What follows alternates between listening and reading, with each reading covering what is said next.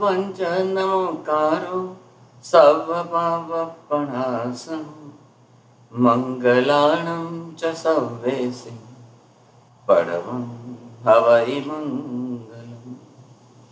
जय जगजीव जोनि वियाणो जगगुरु जगानन्दो जगनाहो जगबन्धु जय जगप्रिया महोदय। जय सुयाणपवमो तीर्थयारणमपश्चिमो जय जय गुरुलोकानं जय महत्पा महावीर। सच्चिदानन्दसम्पूर्णं विश्वज्ञं विश्वपावनं शङ्खेश्वर पुरोत्तमं पार्श्वनाथं नमामि। सर्वारिष्टप्रणशाय सर्वाभीष्टार्थदायिने सर्वलब्धिनिधानाय श्रीगौतम स्वामिने नमः। श्रीसुधर्मा स्वामिने नमः। अज्ञानतिमिरान्धानां ज्ञानाञ्जनशलाकया नेत्रमुन्मीलितं येन तस्मै श्री गुरवे नमः। आप सभी महानुभाव विरालियम जैन ग्लोबल क्लास में पधारे हैं। मैं आप सभी का हार्दिक स्वागत करता हूं। आज दिनांक 27 अप्रैल 2022 दिन बुधवार, विषय जैन धर्म, क्लास नंबर 57। पूर्व क्लास की समरी इस प्रकार है। चिंतन करने के लिए हमारे पास ज्ञान है। अगर ज्ञान सही होगा तो चिंतन भी सही होगा। हमारे शुद्ध ज्ञान में तत्व ज्ञान की मात्रा मात्र 5-6% है और बाकी के जो अन्य विषय हैं उनकी मात्रा ज्यादा है, लेकिन वह विषय चिंतन के विषय नहीं बनते। फिर महर्षि ने बताया था भाव को बार बार घूटेंगे तो वह भावना बन जाएगी, और फिर कहा था भाव सदा नहीं रहते, भावना सदा बनी रहती है। जिनका ज्ञान कम होगा, मोहिनी कर्म भारी होगा, उन्हें भाव भी नहीं होंगे और भावना भी नहीं होंगे। फिर महर्षि ने आगे बताया, मुझे राग देश नहीं करने, इस बात को हम बार बार घूटेंगे तो अंतर में एक मानसिक संकल्प बनेगा और फिर हम राग देश से छूट सकते हैं। फिर महर्षि ने कहा था सबसे कठिन साधना ज्ञान की उपासना है। फिर महर्षि ने कहा था हमारे लिए चिंतन के विषय कौन कौन से हैं, तो आत्मा का, कर्म का, ग्रंथि भेद का, इन विषयों का हमें चिंतन करना चाहिए। फिर जब 12 भावनाओं में पहली अनित्य भावना पे चर्चा प्रारंभ हुई थी, तो अनित्य भावना में बताया गया था सब कुछ क्षणिक है, चाहे वो बाल अवस्था हो, युवा अवस्था हो, वृद्ध अवस्था हो, कोई रूपवान सदा नहीं रहता, सब कुछ जो संयोग है सब क्षणिक है। मेरा जो आत्मा है वो त्रिकाल नित्य है और सारे संयोग क्षणिक है। फिर अंतिम में बताया गया था हमें चिंता के विषय में नहीं, हमें चिंतन की धारा में रहना है। इस प्रकार पूर्व क्लास की समरी थी। अब मैं महाराज श्री से निवेदन करता हूँ कि वो कक्षा प्रारंभ करें। जी हाँ, बहुत बहुत धन्यवाद।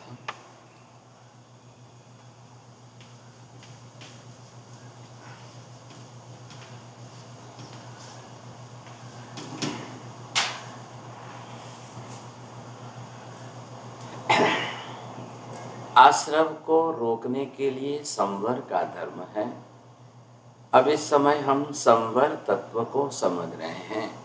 संवर के अंदर भी मुख्य रूप से जो चिंतनात्मक विषय है वो है 12 भावना का, जिसको अनुप्रेक्षा भी कही है।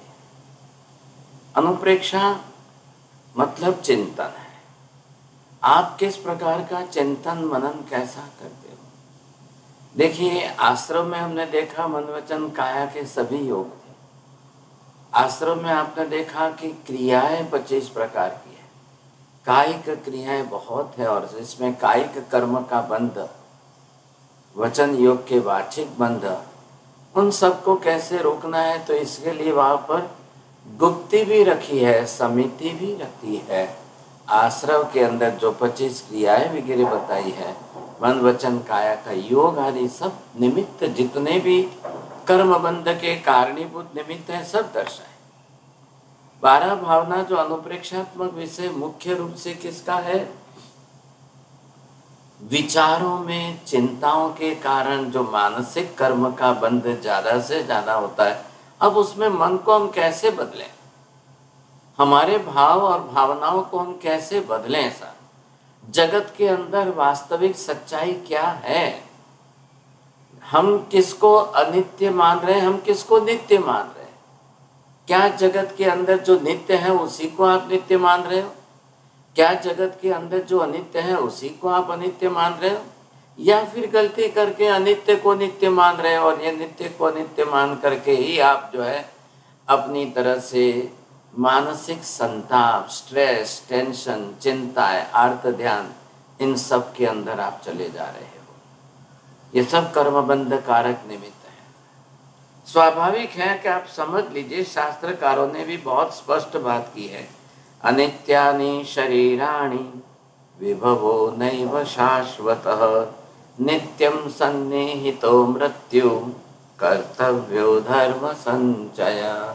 हे भाग्यशाली, शरीर सर्वथा अनित्य है, ये धन संपत्ति, वैभव, ऐश्वर्य सब कुछ अनित्य है और कुछ भी इनमें शाश्वत नहीं लग रहा है।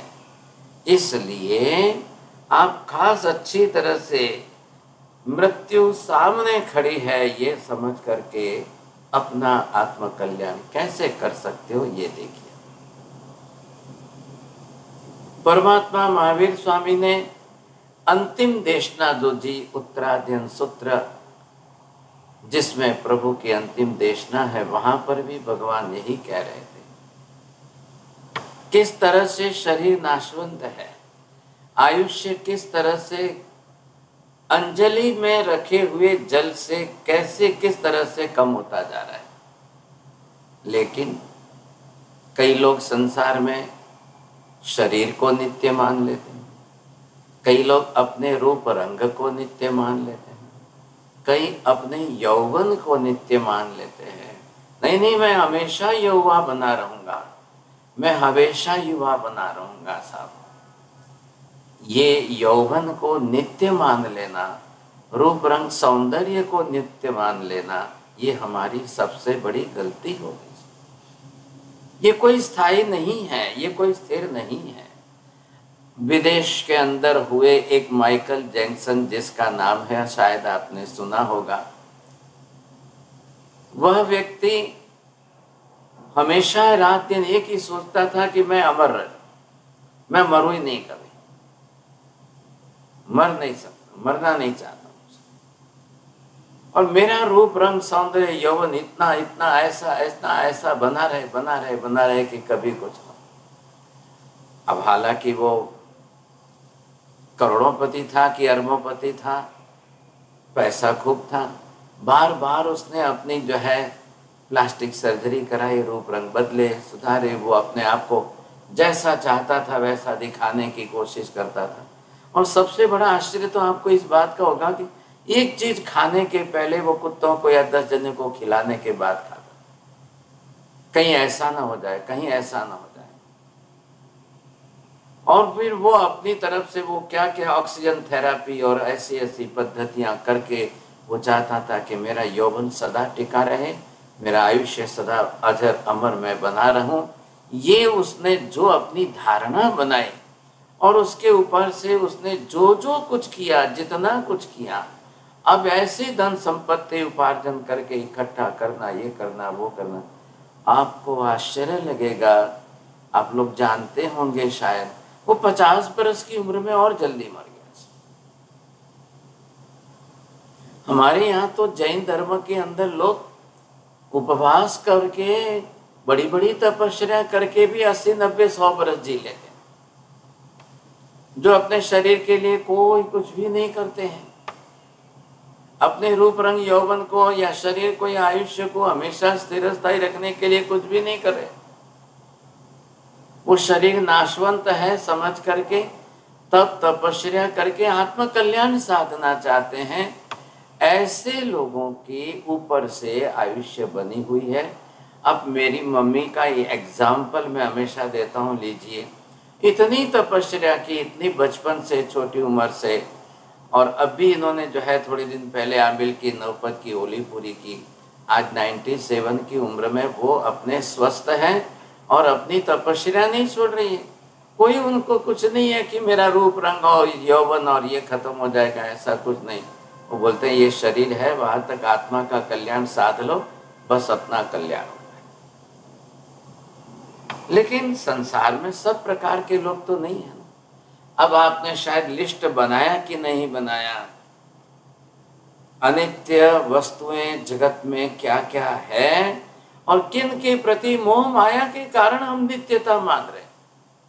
पत्नी बहुत अच्छी मिल गई और ऐसी नित्यता का संबंध मान ले कि नहीं नहीं नहीं नहीं, अब ये पत्नी तो आयुष्य भर तक टिकी रही, ये तो ना मरे और शायद यही दूसरे जन्म में मिले, फिर तीसरे जन्म में मिले। ऐसी मान्यताएं लोग बनाते हैं।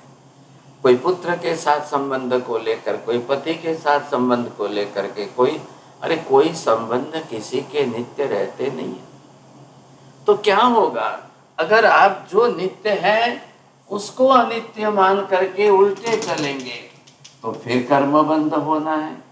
आपने नित्य को अनित्य माना और ऊपर से उल्टे चले, ये आपको कर्म बंध के निमित्त आने लग जाएंगे साहब। कौन सा कर्म बनेगा? राग द्वेष के ही बनेगा, तो मोहनीय कर्म ही बनने वाला। सबके साथ में हमारा मोहनीय कर्म पहले जुड़ जाएगा साहब। अब इसको हम कैसे रोकें साहब, ये बात है, ये रोकना है। अब आपको अपनी तरह से जब ये रोकने की बात आएगी, तब आप ये समझिए कि मैं जिसको नित्य मान रहा हूँ उसको अनित्य नहीं मान रहा हूँ, मैं जिसको अनित्य मान रहा हूँ उसको और मेरी मान्यता छोड़िए, वास्तव में पदार्थ का स्वरूप क्या है, मूलभूत स्वरूप जो है पदार्थ का वो क्या है। मैं अनित्य को नित्य मान रहा हूं। अरे सबसे ज्यादा मोह लोगों का किसका रहता है? सबसे निकट और सबसे ज्यादा मोह जो है लोगों का किसका रहता है? बोलिए नरेंद्र जी। शरीर का। बिल्कुल। अब शरीर का जितना मोह है और सारे शरीर के मोह के पीछे की जितनी क्रिया प्रवृत्ति और मान्यता है, वो आपको प्रतिदिन कर्म बनना है, प्रतिक्षण कर्म बनना है। आहार निहार सब शरीर के लिए है। नाना धोना, वस्त्र आभूषण अलंकार सौंदर्य सजाना, ये सब कुछ शरीर के पीछे। किसका शरीर अमर रहा है, किसका रूप रंग यौवन अमर रहा है, इसको हम पहले अच्छी धारणा में बैठा दें। बस फिर उसके प्रति हमारी उपेक्षा रहेगी, उसके प्रति हमारे राग द्वेष घटेंगे, उसके प्रति मोह माया ममत्व नहीं बढ़ेगा, तो कर्म नहीं बंधेगा। ये अनुप्रेक्षात्मक स्वरूप मुख्य रूप से आत्मचिंतन की प्रक्रिया है। और ऐसे आत्मचिंतन की धारा बढ़ती जाए तो जिस मोह के कारण हम शरीर के मोह के कारण रोज का कर्म बंध हो रहा था, अब वो आपका प्रमाण घट जाएगा। ये होना जरूरी है। ये नहीं होगा तो फिर कर्म बंध होता रहेगा, क्योंकि सारा राग द्वेष हम इसके लिए जन्म से लेकर मृत्यु तक हम शरीर के लिए कितनी चिंता करते हैं, कितनी चिंता करते हैं, कितना खाते पीते प्रवृत्ति आदि करते रहते हैं। व्यायाम, एक्सरसाइज, दंड बैठक आदि सारी प्रवृत्ति हम शरीर के लिए करते हैं, ठीक है, लेकिन फिर भी लोग इतना सब कुछ करते हुए मर रहे हैं। बीमारियां पहले ही आ रही है। जो 60 की उम्र में बुढ़ापा आना चाहिए था वो शायद 40 में आ रहा है। क्यों ऐसा हो रहा है? इतना खान पान, इतनी सारी चीजें, सैकड़ों आइटम है, इतनी चीजें खाने पीने के बावजूद भी लोग बीमार होते जा रहे हैं, रोगिष्ट होते जा रहे हैं, जल्दी मरते जा रहे हैं। कभी आपने सुना है कि ज्यादा तपस्या करने वाले जल्दी मर गए क्या? और ज्यादा खाने वाले, खूब खाने वाले, खूब एक्सरसाइज और जिम के अंदर पसीना उतारने वाले, वो कोई अमर हो गए क्या दुनिया में? ऐसा कुछ नहीं। बहुत कुछ व्यायाम करने वाले भी जल्दी मरे, काफी ज्यादा अच्छा खाने वाले भी जल्दी मरे, रोगिष्ट होते जा रहे हैं। आप आयुष्य के आधार पर कितने वर्षों तक जियो उसकी बात नहीं है, लेकिन आप निरोगी और स्वस्थ होकर कितने बरस जीते हो ये इंपॉर्टेंट है। आयुष्य तो मात्र एक काल के अंदर, वर्षों के अंदर गणना होगी, हाँ जी इतने बरस तक आप जीवन जी रहे हो, लेकिन जितने वर्षों तक का जीवन जी रहे हो उतना आपका निरोगी स्वस्थ जीवन है कि नहीं। क्या करेंगे हम, शरीर का या आत्मा का, किसका उद्धार करना चाहते हो आप? शरीर का उद्धार होता है क्या कभी? शरीर का कल्याण कभी होना है क्या? संभव भी है क्या? बिल्कुल नहीं सर। क्यों है? तो पदार्थ विज्ञान जो हमने सीखा है, पदार्थ विज्ञान के अंदर मूलभूत पदार्थों का स्वरूप सीखने का प्रयोजन ये था। शरीर शाश्वत नहीं है, आत्मा ही शाश्वत है। शरीर नित्य नहीं है, आत्मा ही नित्य है। शरीर पुद्गल का पिंड है, पुद्गल के परमाणु संघात विघात से बदलते रहते हैं, संयोग वियोग होता ही रहेगा। आत्मा के तो एक भी प्रदेश बिखरते नहीं है, आत्मा प्रदेश तो अखंड है। आत्मा तो गुणवान तत्व है ना, ये हमको पहले देखना है। तो हम क्यों ये उल्टा करें कि नित्य को अनित्य और अनित्य को नित्य, ऐसा मानने की गलती क्यों करें? आपने सुना होगा नाम, सनत चक्रवर्ती जी थे साहब। अब सनत कुमार चक्रवर्ती, क्योंकि ऐसे 12 चक्रवर्ती अलग अलग हुए हैं, एक चक्रवर्ती के रूप में उनका क्या रूप रंग था और क्या यौवन था उनका। और ऐसे समय में मैं एक ये दिखाना चाहता हूँ, थोड़ा सा आपको देखने में आए। तो ये उनकी लाइफ जो बताई है यहाँ पर, तो ये सनत चक्रवर्ती का जीवन चरित्र है। आप देखिए इसके अंदर 2 देवता जो है वो अलग से ब्राह्मण का रूप करके सनत चक्रवर्ती के पास उनकी प्रशंसा करने आते हैं। ओ हो अहो रूपम, क्या आपका रूप है, क्या रूप रंग है। तब ये सनत चक्रवर्ती उनको कहते हैं, अरे अभी तो मैं स्नान करने बैठा हूँ, अभी क्या देखते हो आप मेरा रूप रंग? तो मैं जब नहा धो करके आभूषण वस्त्र अलंकार कपड़े वस्त्र पहनकर आके राज दरबार में उपस्थित हूँ, तब आकर मेरा रूप देखना। देवताओं को आश्चर्य लगा सा, और जब आए उनके पास, और तब देवताओं ने कहा कि आप जरा मुंह में से देखिए। तो उन्होंने थूक करके बाजू में बताया, तो देवताओं ने बताया कि देखो देखो इसके अंदर तो कितने कीड़े हैं। फिर शरीर के देख करके आखिर जो है सनत कुमार को भी आश्चर्य लग गया, ये क्या बात हो रही है साहब, क्या मैं ऐसा हूँ, क्या मेरे शरीर के अंदर रोग बीमारियां हैं? और फिर तो हुआ ही ऐसा कि शरीर के अंदर रोग बीमारियां इतनी बढ़ गई, शरीर के अंदर रोग बीमारियां। आखिर सनत कुमार ने इस वैराग्य भाव से भावित होकर के संसार छोड़कर दीक्षा ली। अब ये मुनि वेश में, साधु वेश में आकर के जब साधना करने लगे, और फिर जब साधना के जीवन काल के अंदर वर्षों बीतने के बाद शरीर में रोग हो गए, ये देवता वापिस उनके पास आए, और ये देवता वापिस उनके पास आकर के अब उनको बोलते हैं, महात्मा जी आप हमें अनुमति दीजिए, हम आपके सारे ही रोग मिटा देंगे, सब रोग आपके दूर हो जाएंगे, आप बिल्कुल निरोगी कंचन वर्णी काया कर लेंगे आपकी। ये देखिए साधु महात्मा उनको साफ बोलते हैं, देखो रुक जाओ, खड़े रहो। उन्होंने अपनी छोटी अंगुली मुंह में डाली, 2 मिनट रखी, बाहर निकाली और उनको बताया कि देखो अब क्या लग रही है मेरी अंगुली। अरे महात्मा जी ये तो बिल्कुल कंचन वर्णी काया लग रही है आपकी, क्या चमत्कार है ये। बोले मात्र जिसके लार में सलाइवा में ये मुंह में थूक जो है वो इतना मतलब एक लब्धि बन गया है कि 2 मिनट अंगुली मुंह में रखने के कारण अगर इतनी छोटी सी अंगुली एकदम सुवर्णमय कंचन कवर्णी काया लगती है, तो महात्मा जी तो फिर तो आपका पूरा शरीर ही कंचन वर्णी काया कर लो ना, फिर क्या है। महात्मा जी ने कहा कि मैं जिस समय देह लक्ष्य था, अब मेरा देहलक्षी बना गया है, अब मैं आत्मलक्षी बना हूं। मैं आत्मलक्षी बन करके जीवन जी रहा हूं, अब मेरा देहलक्षी भाव नहीं है। आप भी अच्छी तरह से शास्त्र के नियम जानते होंगे। यदि चक्रवर्ती 6 खंड का राजपाट वैभव सब कुछ छोड़कर दीक्षा ले तो उसका कल्याण निश्चित होता है, और अगर चक्रवर्ती भी राजपाट वैभव सब कुछ छोड़े नहीं, दीक्षा न ले और उसी आसक्ति में पड़ा रहे तो शायद वो 7वीं नरक तक भी जाता है। 16वें तीर्थंकर शांतिनाथ भगवान चक्रवर्ती थे और 75,000 वर्ष तक अपने चक्रवर्ती का जीवन काल भोग करके अंत में सर्वस्व त्याग करके दीक्षा ली।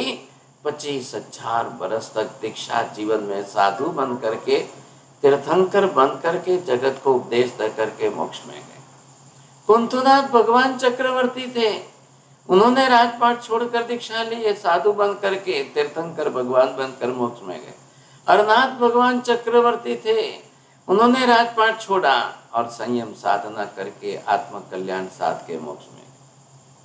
सोचिए, जिनके पास 6 खंड की रिद्धि सिद्धि विपुल प्रमाण में हो और वो इतना सब कुछ छोड़ करके दीक्षा लेकर साधु जीवन में आकर आत्म कल्याण साध लेते हैं, आज आपके पास तो है ही कितना सा। आज तो लोगों के पास है कितना, एक गाड़ी, एक बंगला, एक मकान, घर, दुकान, है कितनी संपत्ति, लेकिन सवाल किस बात का है। एक बार अंतर से आत्मा विरक्त हो जाए तो सब कुछ छोड़ना आसान है, लेकिन अगर वैराग्य ना आए, विरक्ति ना आए और आसक्ति बढ़े तो फिर एक भिखारी के लिए अपना भीख मांगने का कटोरा भी छोड़ना मुश्किल हो। ये क्यों दीक्षा ले लेते हैं सब कोई? चक्रवर्ती भी 6 खंड का राजपाट छोड़कर क्यों दीक्षा ले लेते हैं? अनित्य क्या है, नित्य क्या है, ये समझ गए, भेद ज्ञान खुल गया। अंदर से भेद ज्ञान जब खुलकर स्पष्ट हो गया, प्रकट हो गया, अब उनको लगता है कि सब निरर्थक व्यर्थ है।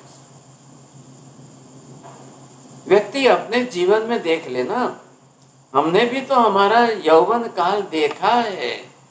कब हम 18 बरस के थे, कब 20 बरस थे, कब 25 बरस थे, कब हम किस प्रकार में कैसे थे, किस समय हमारा रूप रंग यौवन कैसा था और आज क्या हो गया है। हर व्यक्ति अपने शरीर का निरीक्षण करे, क्योंकि वर्षों से आप दर्पण में तो मुंह देखते ही आए हो। देख करके अपने आप का स्मरण करिए, फिर क्या लाएगा। क्यों ये अनित्य है और क्यों नित्य क्या है, ये सोचना चाहिए। 2400 तीर्थंकर भगवान सभी जो है क्षत्रिय कुल में जन्मे थे। 2400 तीर्थंकर भगवान सभी राजा है, राजकुल में जन्मे हैं, राजघराने में जन्मे हैं, लेकिन एक भी तीर्थंकर दीक्षा न ले और राजघराने में रहकर राजा बनकर के वो बोले मैं भगवान बन जाऊं, जी नहीं, ऐसा कभी नहीं हुआ है। दुनिया के अन्य धर्मों में व्यवस्था है, बड़े बड़े राजा महाराजा जो है वो भी ऐसे रहकर अपनी अपार विपुल संपत्ति के साथ वो वैभवी जीवन जीना चाहते हैं। महावीर ना कह रहे, अनित्य पदार्थों को छोड़कर, उनमें से आसक्ति भी छोड़ करके दीक्षा लेकर साधु के जीवन में आना, इसी को वैराग्यवासी। मात्र धन वस्तु पदार्थ ही छोड़े ऐसे नहीं, उसकी आसक्ति छूटनी चाहिए, नहीं तो इन सब पदार्थों का राग द्वेष प्रतिदिन होगा। आपके पास संग्रह परिग्रह ज्यादा है, आपका राग द्वेष ज्यादा हो। आपके पास आवश्यकता से भी कई गुनी ज्यादा वस्तुओं का संग्रह है, आपका राग द्वेष उतना ही ज्यादा हो। महावीर ने क्या कहा? आसक्ति घटाइए, विरक्ति लाइए, परिग्रह का, अतिशय परिग्रह का, महापरिग्रह का आप प्रमाण घटाते जाइए और शरीर की आवश्यकता जितनी है, जीवन की आवश्यकता जितनी है, उसी में संतुष्ट होकर जीवन जीना शुरू करिए। बेमतलब के अनावश्यक संग्रह करके राजी होना ये और दुख का कारण बनेगा, और ज्यादा बड़े दुख का कारण बनेगा। जितनी आवश्यकता है उतना अवश्य रखिए, इसमें कोई दो राय नहीं है। अड़ोस पड़ोस की 4-5 महिलाएं इकट्ठी होकर के शॉपिंग करने निकली। घर के ससुर जी सामने नीचे मिल गए, पूछा कहाँ जा रहे हो? बोले हम शॉपिंग करने जा रहे हैं। बोलो क्या क्या लाना है, क्यों जा रहे हो, क्या आवश्यकता है, क्या लाना है बताइए, मुझे लिस्ट बताइए। क्या? नहीं नहीं, लिस्ट विस्ट कुछ नहीं है, बस जाएंगे, घूमेंगे, फिरेंगे, देखेंगे, जो और पसंद आ जाएगा तो ले आएंगे। ससुर जी ने ना कहा, ऐसी गलती नहीं करनी चाहिए। घर में जिसके बिना चलता ही नहीं है ऐसा लिस्ट बनाइए, आवश्यकता वाली वस्तुओं का लिस्ट बनाइए, बाद में आप खरीदने जाइए। अन्यथा ऐसे ही खरीदने जाएंगे तो नुकसान होगा, निरर्थक संग्रह करते जाएंगे। आखिर बहुओं ने नहीं माना, वो गए। जब घर लौटी उन्होंने, तब ससुर जी ने पूछा, बोलो क्या लेके आए? किसी ने कहा चप्पल लाए, किसी ने कहा घड़ी लाए, किसी ने कहा साड़ी लाए, किसी ने। तो बोले ये तो आपके पास इतने तो पड़े हुए। नहीं, इतने तो पड़े हुए तो है ही है, लेकिन ये तो क्या एक नई डिजाइन देखी, नया कलर देखा, पसंद आ गया, ले आए। बस वहीं ससुर जी ने बैठ कर उनको सलाह दी, आज आपने किया है दोबारा मत करना। आपने जितना नया लाया है, जो आपको रखना है रखो, अब नहीं रखना है उसमें से गरीब को दान दो। और महिलाओं ने बोला ना ना ना, आपनो तो जीव नहीं चाले, आपनो तो नहीं चले, आपन જોઈએ છે, आपन જોઈએ છે, आपन જોઈએ છે। जब मैं लाल साड़ी पहनूंगी तो लाल चप्पल पहनूंगी, मैं ग्रीन साड़ी पहनूंगी तो ग्रीन चप्पल। अरे भगवान तुम्हारा भला होवे, अब क्या करना है। फिर जितना जो है साधन सामग्री का परिमाण बढ़ाया, परिग्रह बढ़ाया, अब उसके पीछे राग द्वेष कितना होगा, क्लेश कसाय कितना होगा। कितने प्रमाण में क्लेश कसाय करोगे तो रोज कर्म बंध होता जाएगा। ये पहले आपको ध्यान में लेना चाहिए। इतने पदार्थों का राग द्वेष करके आपको क्या फायदा है? तो यहाँ पर जो हमको अनित्य वस्तुएं जो बताई है, उसके अंदर पहला शरीर है, फिर शरीर के संबंध है, संबंधी बने हुए हैं सामने। योग संयोग जिसका भी है, पहले विचार कर लो, ये सब अनित्य है। धन संपत्ति हमेशा किसी के पास एक सरीकी, एक समान रहती नहीं है। भोग विलास की सामग्रियां कभी एक सरीकी रहती नहीं है। ऐश्वर्य के जो भी साधन है वो हमारे पास हमेशा नहीं रहती है। जितनी ज्यादा लग्जरियां बढ़ाई हमने, साधन सामग्रियां और जितने ज्यादा लाए, उसमें सुख बुद्धि की हमने, वो हमको आसक्ति में लेकर डूबेगी, कर्म बांधेंगे और कल वापिस हमारा जन्म उसमें हो जाए, तब क्या होगा? सोचिए कैसा होगा। एक परिवार के अंदर शेठ जी जो है, पेंटर को बुलाया, बढ़िया, बोला घर का पेंट करना है, कलर करना है सब जगह पर।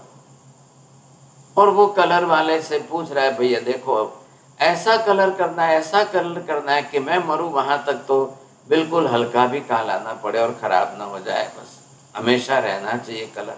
और योगानुयोग एक साधु महाराज उस समय घर में प्रवेश करके गोत्री के लिए आ रहे। सेठ जी ने महाराज जी को कह दिया पधारिए, और घर में महिलाओं को कह दिया महाराज जी पधारे, आहार पानी पहरा दीजिए। और सेठ जी उसके साथ जो है वार्तालाप करने लगे, भैया ऐसा कलर करना है, ऐसा कलर करना है, ऐसा कलर करना है। अब ये बात सुन करके गोत्री पानी बहर रहे गुरु महाराज को हंसना है। घर की महिलाओं ने पूछा, महाराज जी आप क्यों हंस रहे हो,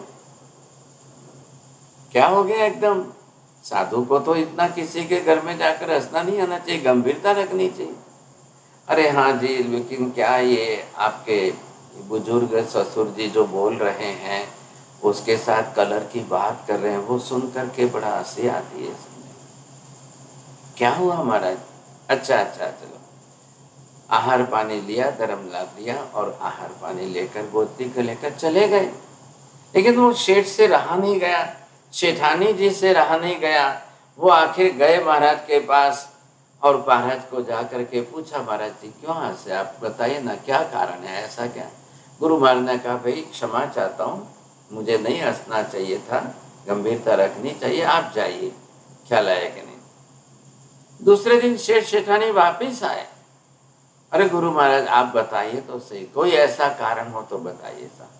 अब गुरु महाराज उस समय जाप करने साधना में बैठे और उनको कहा, सेठ जी आप मत पूछिए, आपको खराब लगेगा, मुझे नहीं कहना है, आप जाइए, आपका मुझे अच्छा नहीं लगेगा कहना, आपको दुख होगा, आप मत पूछिए। लेकिन सेठ जी से राय नहीं गया, नहीं आप आग्रह करिए, सब बताइए। सेठ जी आपका आयुष्य ही इतना नहीं है, आपका आयुष्य इतना नहीं है और उस घर की चिंता में रंग के लिए आप जितनी मेहनत कर रहे हो, अब छोड़ दो उस बात को। आप पहले अपने आयुष्य की चिंता करके अपने आत्मा का साध लो। बहू पत्नी को भी, उनको भी कहा है कि तुम अगले साल कलर कला लेना, पहले सेठ जी को अपनी आत्म कल्याण की आराधना करने में लगाओ। नहीं नहीं महाराज ऐसा क्या है, ऐसा कोई, मैं थोड़ी मर जाने वाला हूँ, आप क्या समझे, ऐसा है। अच्छा सेठ जी मैंने आपको पहले ही ना कहा था कि मत कहो, मत, मैं नहीं कहना चाहता था, अब आपको बुरा लग रहा है, जाओ मैं आशीर्वाद देता हूँ, भगवान आपका कल्याण करे। महाराज जी विहार करके चले गए, निकल गए। इधर सेठ जी ने 2-4 दिन तक उस रंग वाले के साथ रेट भाव सब तय करके उसको कलर करने के लिए जोड़ा, कहा। और इधर हुआ कि 10वें दिन गुरु महाराज का वचन के अनुसार, सोचिए सेठ जी को हार्ट अटैक आया। हार्ट अटैक आया। अब वहाँ पुराने काल में अस्पताल कहाँ है, क्या है, समझे कि नहीं। सेठ जी ने कहा वो महाराज को वापस बुलाओ भाई। बोले वो महाराज तो अब कहाँ चले गए पता नहीं है, कहाँ गए क्या पता नहीं। बोले दूसरे कोई महाराज लाओ, महाराज लाओ। अरे महाराज को कहाँ से बुलाए, अभी तो इधर तो कोई है नहीं गांव में। ऐसी स्थिति के अंदर सेठ का जो आर्त ध्यान था वो बढ़ता जा रहा था। बोले किसी तरह से मुझे बचा लो, किसी तरह से मुझे बचा लो, ये पूरे घर का इतना कलर कराना है, ये है वो है, इतना काम है, ये काम है वो काम है सब। लेकिन ऐसी परिस्थिति के अंदर 3 दिन मुश्किल से निकाले सेठ जी ने और आयुष्य पूरा हो गया, शरीर छोड़कर चले गए साहब। बताइए आपको शरीर की चिंता करनी थी कि आत्मा की चिंता करनी थी कि मकान के रंग की चिंता करनी थी, क्या करना था, क्या करना क्या चाहिए? अनित्य कौन है? ऐसा कौन सा कलर आपका परमानेंट रहने वाला है? क्या परमानेंट रहने वाला है संसार के अंदर? ये सारे संयोग की साधन सामग्रियां हैं, ये कोई आपको सुख देने वाली नहीं। महावीर यहाँ पर पहले कह रहे हैं कि आप पहले ये छोड़कर अनित्य भावना, अब आप इसको जो है ऐसी अनित्य भावना को इस प्रकार से थोड़ा सा प्रतिदिन ध्यान में लेकर के चिंतन तो करिए कभी। संसार अनित्य है, आयुष्य क्षीण होने वाला है, प्रतिदिन आयुष्य घट रहा है, यौवन अनित्य है, धन संपत्ति माल मिलकर अनित्य है, ये सारा सब कुछ जो मैं मान रहा हूं वो सब कुछ अनित्य है। देखिए मनुष्य चला जाता है, आपके कपड़े पड़े रहते हैं, इंसान चला जाता है, आपके गहने आभूषण पड़े रहते हैं, मनुष्य शरीर छोड़कर के मृत्यु पाकर चले जाता है, घर बार मकान पड़े रहते हैं। ये रोज का है, हमेशा का है, सबका हम देख रहे हैं, सबका देख रहे हैं। सोचिए समझिए ऐसी परिस्थिति के अंदर ये जो सब कुछ है, तो इनसे अनित्य भावना का चिंतन करो। रात को बिस्तर में बैठिए, 2-5 मिनट बैठिए, चिंतन करिए और फिर सोने की कोशिश करिए। सुबह उठते फिर आप थोड़ा सा 5 मिनट चिंतन करिए, मैं अनित्य को कहीं नित्य तो नहीं मान रहा हूं। मैं नित्य को तो अनित्य नहीं मान रहा हूं। मैं अनित्य को नित्य रखने के लिए, टिकाने के लिए मैं कोई प्रयास तो नहीं कर रहा हूं। मुझे किन पदार्थों की चिंताएं हैं, क्यों चिंताएं हैं? चिंताओं का मुख्य कारण ही ये है, अनित्य को नित्य बना करके मानने की भूमिका, ये कारण। ऐसी स्थिति के अंदर हम क्या करेंगे? सोचिए, क्या करेंगे? जब आप अनुप्रेक्षा करने लगोगे, सुबह उठ करके प्रभात में करोगे, रात को सोने के पहले करोगे, आप खुद देखिए ब्लड प्रेशर आपका बिल्कुल नॉर्मल हो जाएगा, स्ट्रेस एंड टेंशन आपका घट जाएगा, सैडनेस वगैरह जो आई है, उदासीनता वगैरह, वो आपकी, डिप्रेशन आपका घटने लग जाएगा। कोई आवश्यकता नहीं है सैडनेस या स्ट्रेस और टेंशन या डिप्रेशन के लिए कोई न्यूरोलॉजिस्ट के पास जाकर या साइकेट्रिस्ट के पास जाकर दवाइयां और गोलियां खाने की कोई आवश्यकता ही नहीं है। मुझे मेरे पुण्य योग से जो साधन सामग्री मिली है वो मिली है साहब, ख्याल आया कि नहीं? जो पुण्य योग से मिलती है, सबको मिलती है, मुझे भी मिली है, कोई ना नहीं। क्यों मैं हमेशा इस परमानेंट रखने की सोचता हूं? ये मेरी गलती है, ये मुझे नहीं करना चाहिए साहब। ऐसी स्थिति के अंदर यहाँ पर हमको जिस तरह से जिन जिन विषयों के अंदर अलग अलग तरीके से सोचना चाहिए साहब, तो ये कब हमको ये ख्याल आएगा, ये कैसे ख्याल आएगा, समझे कि नहीं? यहाँ पर आप ये देखेंगे कि धन तृष्णा के अंदर ये मम्मन शेठ जी जो है कि जिन्होंने अपने जीवन काल के अंदर, आप नीचे देखिए, 2 बैल सोने के बनाए, उसके ऊपर हीरा मोती लगा करके वो ये सोचते थे कि अरे मेरे पास इतनी धन संपत्ति, इतनी संपत्ति। श्रेणिक महाराजा भी जो है एक बार तो उनके इस धन संपत्ति वैभव को देखने के लिए आए। हुआ क्या था कि यहाँ पर देखिए मुनि महात्मा को जो दान दिया था और उसके बाद में वो वापस जा करके मांग करके ले लेते हैं। ख्याल है कि इतना उसका जीवन था, कृपणता का, कंजूसी का जीवन था। धन संपत्ति अमाप होने के बाद भी पैसा छूटता नहीं था और कभी जिंदगी में दान तो दे नहीं पाता था। इतनी अपार धन संपत्ति वैभव था। यहाँ आपने ये ध्यान दिया कि देखिए सैनिक राजा उसके राजमहल में देखने के लिए आते हैं और उनको लगता है, फिर मम्मन शेठ उनको दिखाता है, फिर दिखाकर बोलता है कि भाई इतना तो धन है आपके पास, ये सोने के इतने बड़े बैल आपके पास है, इतना उसके ऊपर हीरे मोती लगाए, अब क्या है चिंता? अरे भाई साहब क्या बताऊं आपको, अब ये इच्छा पूरी नहीं हुई है, अब थोड़ा और चाहिए, सोना चांदी हीरा मोती और लगाना है। ये लोभ और मोह की दशा के अंदर कैसे अपना जीवन बिगाड़ दे, इस तीव्र लोभ और मोह की दशा में कैसे अपना जीवन बिगाड़ते हैं, आयुष्य बिगाड़ देते हैं। तो ये जो है चिंतन मनन की धारा है, अगर हम करने लग जाए अच्छी तरह से तो निश्चित रूप से हमको ये ख्याल आएगा।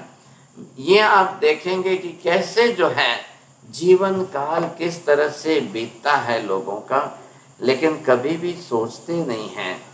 ख्याल आए, कभी भी विचार ही नहीं आता है कि मैं इतनी अपार धन संपत्ति लेकर के आया हूँ। चलो सबको अपने अपने पुण्य योग से, पुण्य के उदय से धन संपत्ति वैभव मिलता है, सबको ही मिलता है, किसी के लिए दाम नहीं है। तो शास्त्रकारों ने जिस तरह से कहा है, जरा जाव न पीड़ई वाही जाव न वड्डई ताव इंदिया न हयंती जाव इंदिया न हयंती ताव धम्म समाये। भाई साहब धर्म कब तक कर लेना जरूरी है? जब तक आपको जरा अवस्था, वृद्धावस्था न आ जाए उसके पहले धर्म करना अनिवार्य है। वाही जावन बड्डे, जब तक आपकी रोग बीमारियां नहीं बढ़ती है उसके पहले पहले जो करना है कर लो, और जहाँ तक आपकी इंद्रियां क्षीण नहीं हो जाती है उसके पहले कर लो। कहीं आंखें कमजोर हो जाएगी, देख नहीं पाओगे, कहीं कान कमजोर हो जाएंगे, सुन नहीं पाओगे, उसके पहले जितना करना है कर लो। ख्याल आएगी नहीं? तो यहाँ पर जिस तरह से ये लक्ष्य दिया गया है, तो ये सोच करके आपने भी सुना है ना, उत्तरायण सूत्र आगम शास्त्र के अंदर जो आयुष्य के बारे में कैसा कहा है, कुसज्ञे ज ओस बिंदुए थोबम चिट्ठई लंबमाणे एवं मनुआण जीवियम समयम गोयम मापमाये।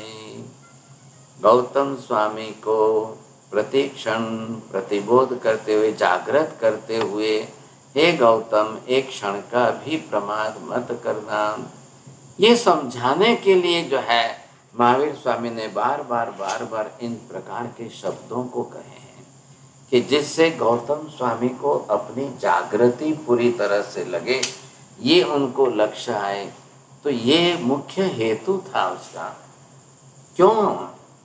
अब गौतम स्वामी तो कितने महान ज्ञानी हैं, लेकिन एक गौतम स्वामी को आधारभूत निमित्त बना करके बाहर जितने सब लोग हैं उन सबको समझाना है, सबको सिखाना है, उस तरह से कहते थे।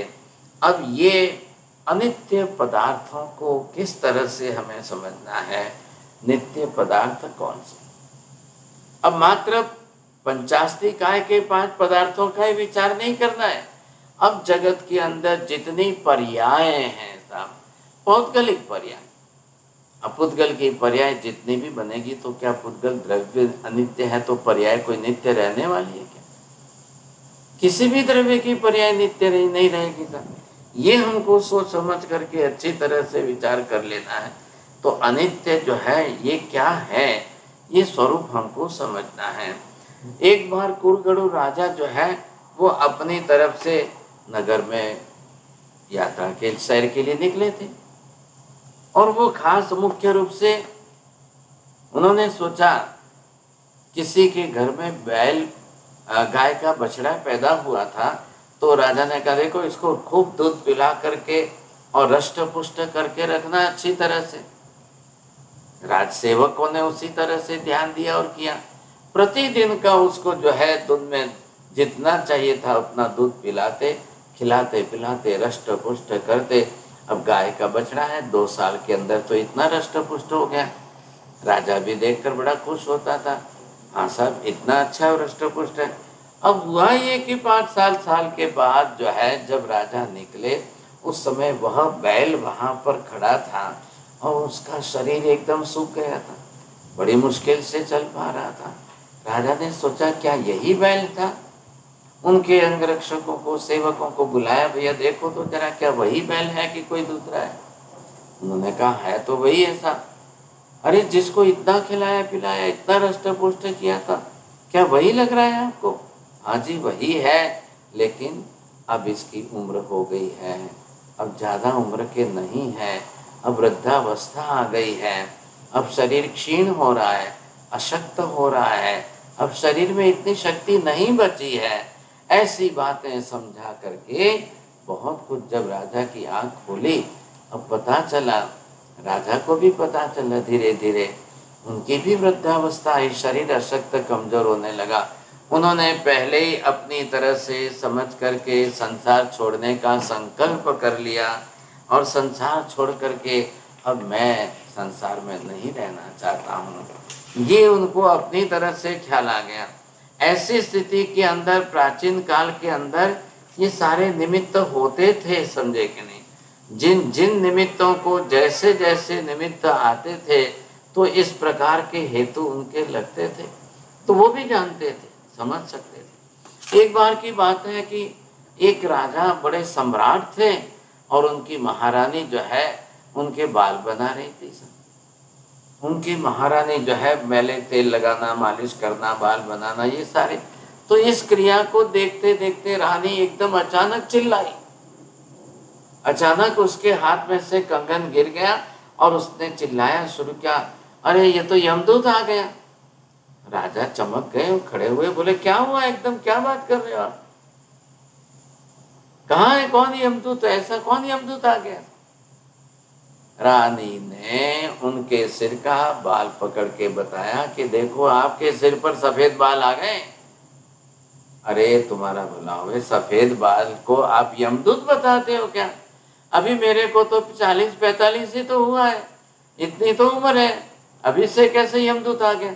वो पुराना जमाना था कि उस समय लोगों के 90-100 बरस तक भी बाल काले रहते थे। अब आज तो लोगों को वो क्या क्या काला काला ला के लगाना पड़ता है, तब जाके बाल काले होते हैं। एक सिर पर से यमदूत मतलब सफेद बाल को देख करके राजा ने कहा, अच्छा अच्छा, आपने बहुत अच्छा किया, मुझे सावचेत कर दिया, सावधान कर दिया, अब मैं संसार छोड़ करके दीक्षा ले। एक बाल सिर पर सफेद देखकर संसार छोड़ने का मानसिक संकल्प कर लिया। ये कितनी बड़ी बात है, सोचिए समझे कि नहीं। ऐसे प्राचीन काल के अंदर काफी करते थे, बहुत कुछ करते थे। तो ये जो है उनका जीवन ही इस प्रकार का था कि पहले अपने आप को समझाते थे कि मैं किस प्रकार से कैसा हूँ। तो ये भावना बनाइए, ये है अनित्य भावना। आप अपने मन के अंदर ऐसी अनित्य भावना का प्रतिदिन चिंतन करिए, तो क्या होगा, राग द्वेष घटेंगे, आसक्ति घट हो जाएगी, कम हो जाएगी, और अपने आप को आप बहुत अच्छी तरह से स्ट्रेस और टेंशन से फ्री रख पाएंगे, समझे। ये विशेषता जो है हमें हमेशा करनी चाहिए साहब। जो चिंतन मनन की धारा के लिए की बात चल रही है ना, तो वो हम कब करते हैं, सोचिए समझे कि नहीं। आप निभाबेन गांधी जी हमेशा ही चिंतन मनन कर लेते हैं? कभी कभी। अच्छा, कभी साल में 1 बार 2 बार होता है, कभी चिंतन कर लेते हैं? नहीं नहीं, वैसे तो कर लेती हूँ, लाइक वीक में 1 टाइम। अरे वाह, धन्यवाद। चलो, इनका तो वीक में 1 बार है। તમારે કાંતિભાઈ, કિરણભાઈ, તમે ક્યારે કરો છો?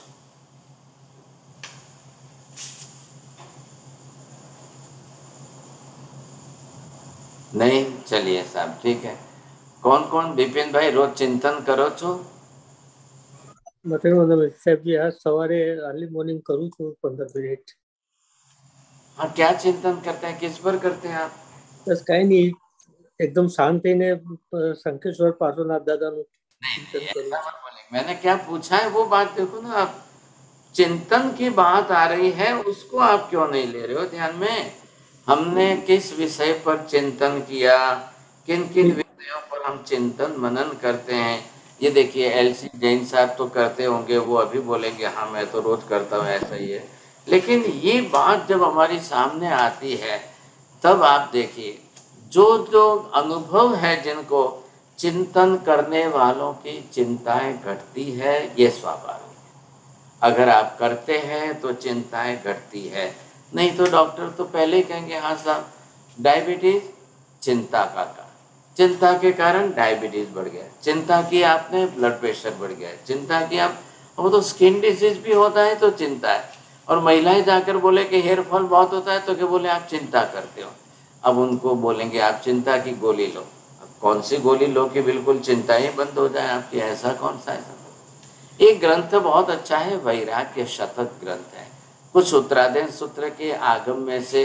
देखिए, पहले क्या करते थे लोग, कभी कभी जिनको जहाँ से बहुत अच्छे अच्छे अच्छे उपदेशात्मक श्लोक मिलते थे, गाथाएं मिलती थी, वो एक जगह पर डायरी बना करके लिख देते थे। ऐसी डायरी बनाते थे कि अब वो प्रतिदिन अपनी सामयिक करने के अंदर उसका स्वाध्याय करते थे, विशेष रूप से उसका स्वाध्याय करना, ये था तरीका।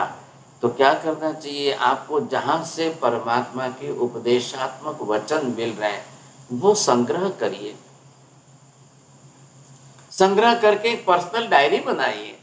ऐसे लोग अगर पर्सनल डायरी अच्छी तरह से बना लें, और मान लो जब भी दिन में रात में मौका मिले और आपने अगर उसको पढ़ना शुरू कर दिया 1 बार 2 बार, तो आपके लिए वो चिंतन का विषय बन जाएगा। हमने क्या किया, चिंतन की आदत ही नहीं डाली है, चिंतन करने की प्रक्रिया ही कभी विकसित नहीं की है, इसका ये परिणाम है।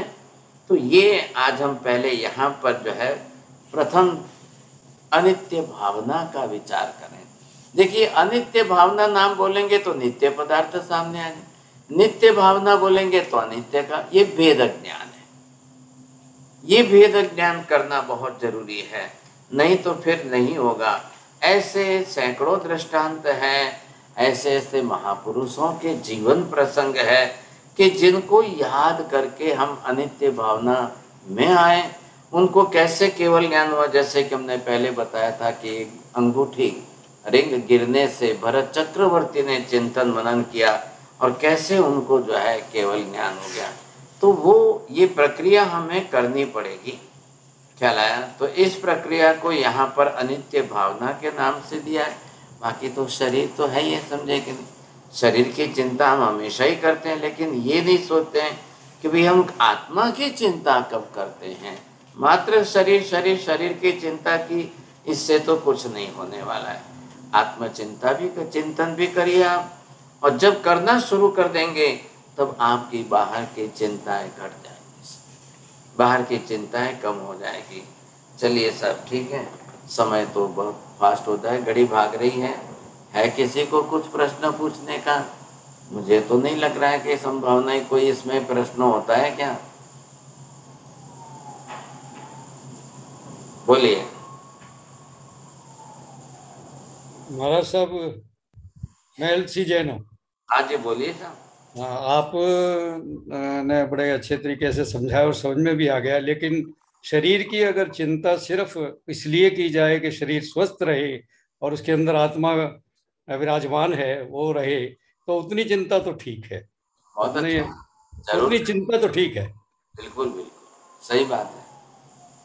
लेकिन लेकिन वही अगर घूमता रहेगा तो क्या करेंगे फिर? नहीं नहीं, वो नहीं, पूरा नहीं, मतलब उसी वक्त तक पूरा। अरे 2-4 मिनट कर लिया आपने, क्या है कि नहीं? आपने कितनी कर ली? 10 मिनट कर ली। आप शरीर के लिए कर रही है ना, नहीं है, लेकिन शरीर के बाद आत्मा का भी तो कुछ करना चाहिए कि नहीं? आत्मा की चिंता अगर हम करें तो मेरी आत्मा का क्या होगा, अरे मेरा क्या होगा? आप जो है बुजुर्ग बन गए, बुढ़ापा में आ गए, मैंने पहले ये भी नहीं किया, मैंने तो पहले ये भी नहीं किया, मैंने तो पहले ये भी नहीं किया। अब आपको चिंता होगी कि नहीं होगी? अब तो शरीर अशक्त कमजोर हो गया, अब कर नहीं पा रहा हूँ, अब हो नहीं पा रहा है, और जब मौका था तब किया नहीं मैंने। चलो अब बीत गया, भूतकाल तो बीत गया ना, अब तो चलिए कुछ हम अपनी आत्मा के चिंतन के लिए कर लें, क्या लगे कि नहीं? जब आत्मा चिंतन करोगे तब प्रक्रिया अलग होगी, आत्मा की चिंता करोगे तब अलग होगा। मैंने ये नहीं किया। कभी मैं आपको ये कहता हूँ कि एक रत्नाकर 25 है, सिर्फ 25 गाता है, बहुत प्राचीन काल से है, और रत्नाकर सूरी महाराज ने बनाई थी उस समय, तो वो तो संस्कृत में बनाई थी, अब बाद में जो है उसका गुजराती ट्रांसलेशन हुआ, हिंदी में हुआ। तो ये बहुत अच्छी तरह से स्वयं को गाना चाहिए, और स्वयं या तो गाते समय, सुनते समय आप हाथ में बुक रखिए और फिर आप उसके साथ में जो है मन में बोलते जाइए साहब।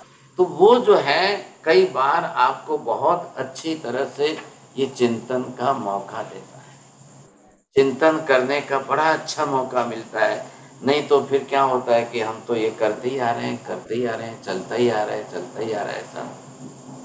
हाँ जी, और किसको पूछना है? बोलिए। महाराज साहब, ये जो रत्नाकर 25 आपने बोला, ये वही वाली है क्या जी? मोक्ष लक्ष्मी के प्रभु तुम भव्य क्रीडागार हो, हिंदी में है जी ये? हाँ जी, अच्छा ना, हिंदी में भी है, गुजराती में भी है, किसी ने हिंदीकरण किया है उसका, लेकिन वो बहुत अच्छी तरह से आप गाने की कोशिश करना। ठीक है, हाँ जी गुरु जी, मैं पढ़ती हूँ जी, उससे मैं भी पढ़ती हूँ।